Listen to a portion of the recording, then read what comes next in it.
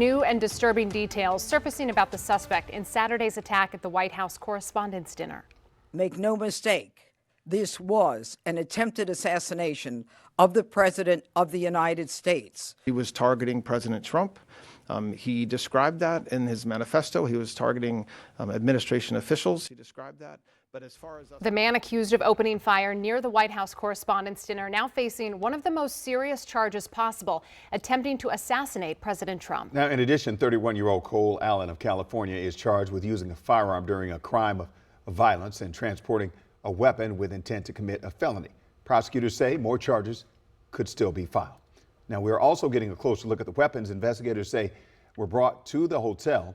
The Justice Department releasing these images, giving a clearer picture of what they say was involved in the attack. Our Jess Arnold is joining us now with some new insight into this evidence as really questions about security continue to grow. And Jess, the White House is now weighing in.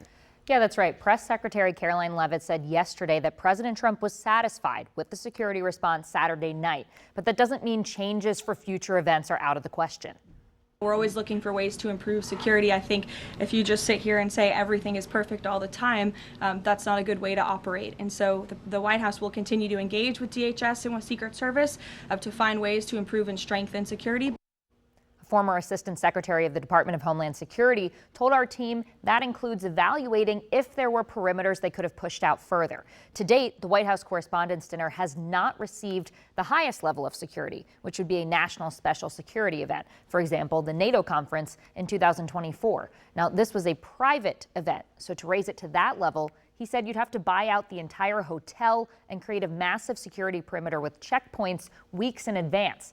The suspect in Saturday's shooting, Cole Allen, mentioned how lax he thought the security was, as he was easily able to bring a 12-gauge shotgun, pistol, and an assortment of knives into the hotel. In a newly released affidavit, investigators say he bought the guns in California, one in 2023 and the other last year. It also says Allen allegedly wrote a manifesto saying administration officials were his targets, prioritized from highest ranking to lowest. A legal analyst told us that some of the other charges we could expect to see are domestic terrorism, additional charges for his other alleged intended targets, and another if the officer injured ended up being shot by Allen. Investigators are still working to determine that. Now, we next expect to see Cole Allen in court for a detention hearing on Thursday. Guys. And conviction for the attempted assassination of a president could very well lead to life in prison, as we have seen before. Jess Arnold reporting for us this morning. Thank you.